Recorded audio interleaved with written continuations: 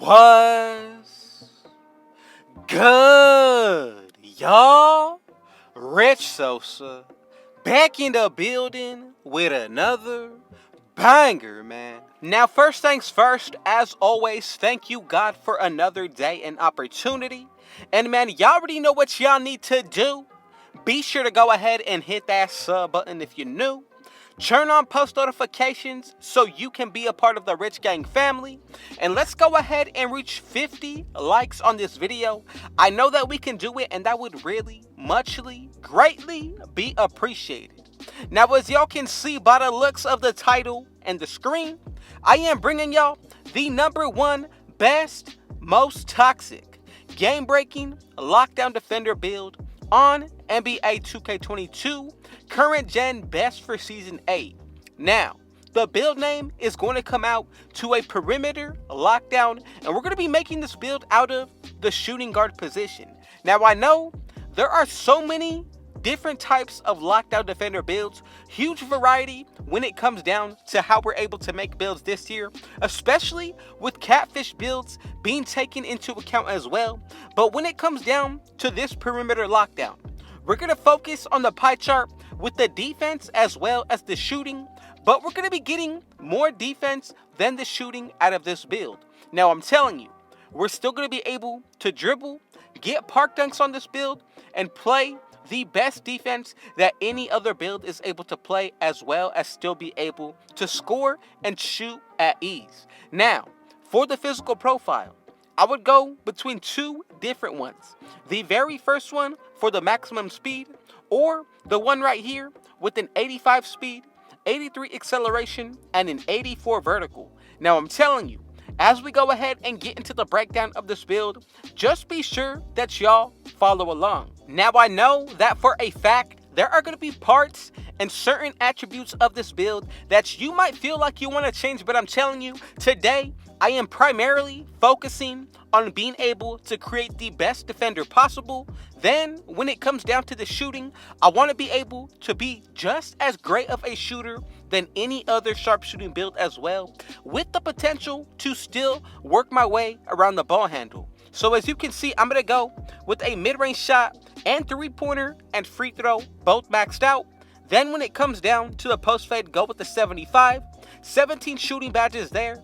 Then for the playmaking, I'm going to go with a 75 pass accuracy, 72 ball handle, and a 48 post control for 10 playmaking badges. Now, for the defense, go with the 44 interior, 87 for the perimeter. Then we're going to go ahead and match up the lateral quickness with an 87 as well. Go ahead and max out that steal. And then once we go ahead and get into the block and rebounding, go with a 58 block, 66 offensive rebound with a defensive rebound of 72, and we're able to get 23 defensive badges, 10 playmaking, 17 shooting, and 1 finishing. Now, as we go into the breakdown of the height, weight, and wingspan on this build, this is the most essential part about the making of this archetype. So, when it comes down to the badge count, I'm liking how we're looking. Yes, we are still able to dribble. Anything above a 70 ball handle is going to be perfect. But as you can see, for the body shape, if you want to take up the most space for defensive purposes, I would really consider built or burly. Now, one other that I would consider for this exact build would be defined. Now, when it comes down to lockdown defenders, normally I have seen a lot of people bringing in the lockdown builds anywhere from 6'7" all the way down to 6 feet exactly. Now, if you want to, you can make this build anywhere from 6'1" all the way up to around 6'5", and I really feel like 6'3" and 6'4" are going to be that safe area in order to maintain the best possible defensive stats and still be able to dribble and shoot on your own with being able to create your own space. Now, 6'3" and 6'4" will be perfect. When it comes down to the weight, however, go with the lowest and then bring it back up to where it does not affect our main physicals. So, for this version, go ahead and bring it anywhere around the 170s will be perfect. As for the wingspan, remember, we are going to be able to still finish at the rim as long as you go ahead and go with an 84 wingspan. That's going to take us over a 70, which adds in the ability to get the park dunk animations. And as y'all can see, the shooting for the mid-range and the three-pointer are solid. Ball handle, same exact thing. And yes, once you consider adding boost to this build, running with teammates that have floor general and or defensive leader, and grinding this build out to 99 overall, we will be able to speed boost on this build, get the park dunks, then we're going to be able to shoot just as good as a sharpshooter, and the defense is only going to get better, especially if you do pick the lockdown defender takeover. Now, if you want to have more fun, break ankles, and speed boost once in takeover, go ahead and pick the playmaking take. This would honestly make this more of a catfish build as well, and something to consider. Now, if you want to be more toxic on the defensive end, that is completely fine. I'm going to go with the lockdown takeover, and as y'all can see, we were able to create the best perimeter lockdown defender build on NBA 2K22 current gen, and this is easily the best versatile lockdown build, especially for Season 8. Now let's go ahead and get into the breakdown of what this build will be looking like once we add on the attributes, and what this build will be able to do once we get to 99 overall. So with the +8 to the physicals, we'll be able to get a 97 speed, 96 acceleration with a vertical of 92. Now, with boost and all the stuff taken into consideration when it comes down to getting to 99 overall, and running with teammates that have on the Hall of Fame badges of floor general and defensive leader, our mid-range and the three-pointer will both go into the 80s. Same thing for the driving dunk, and then the perimeter defense, lateral quickness, and the steal will all be 99. Now, if we are looking at this build strictly from a defensive and shooting point of view, I'm telling y'all, the playmaking only adds to this build, and this is definitely the best, and I would number it as the best tier when it comes down to lockdown defenders. Now, for the badges, I'm going to go with bronze, fearless finisher for my finishing badge. Once we go ahead and get into the playmaking, you have got to be very specific with which badges you do decide to put on. So I'm going to go with gold, handles for days, as well as quick first step for the final four. If you wanted to, you can definitely spread the wealth in this area of the build, or go with hyperdrive on gold. Now, for the final badge, consider going with 2 silver badges or adding on unpluckable or bullet passer.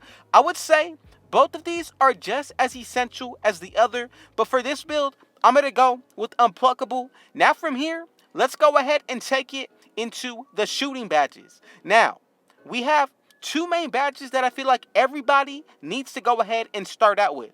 That's going to be Hot Zone Hunter for me, as well as Sniper, and the rest of the way should be pretty much based all off of your own preference. Now, I really do like to spread the wealth when it comes down to the shooting area of the build, just so that way I am able to boost my shooting percentages and the shots that I take much more higher. So I'm going to go with Bronze Green Machine, Volume Shooter, as well as at least Corner Specialist. Now, any other badges that you do feel like trying out, make sure that it's all based off of your own preference. For my liking, I do like to run with Deadeye on gold as well, and even you can throw on Lucky number 7. Now we're left with a few extra remaining badges, so if you wanted to, you can take off Volume Shooter, so that way we are able to go with Gold Blinders. Now let's go ahead and take it into the last part of the build, which is going to work with the defensive badges. I'm going to go with first, since we do get Hall of Fame badges, Intimidator on the highest tier. Then from here, I am also going to go ahead and put on probably the second most essential badge on this build for the defensive end, and that's going to be Clamps. Now, if you wanted to, there are a couple different ways that I would go about the setup when it comes down to our defensive badges. So I'm going to leave on Rim Protector on Hall of Fame, then go ahead and add on Chase Down Artist, and you can lower the tier of Chase Down if you wanted to, just so you can get 2 more extra Hall of Fame badges. Now, one way that I'm going to spread the wealth, and what I would really consider, would be to go with Silver Interceptor as well as Bronze Tireless Defender. Now, for the very last defensive badge, I would go with possibly defensive leader or any other Hall of Fame badge, basing it off what I feel like will work for this build. And we get 1 finishing badge, 17 shooting, 10 playmaking with 23 defensive. Again, to those of y'all who made it to the end, I appreciate you. I love y'all and thank you for the support. But man, y'all already know what y'all need to do. Be sure to hit that sub button if you're new. Turn on post notifications to join the Rich Gang family. And don't forget to go ahead and hit that like button. Let's reach 50 likes on this video. And don't forget to comment down below. What did y'all think about this build, as well as where did you tune in from today? I'm coming out of Cali. And man, with all that being said, thank y'all again, the Rich Gang family. Thank you, God, for another day and opportunity. And Rich out.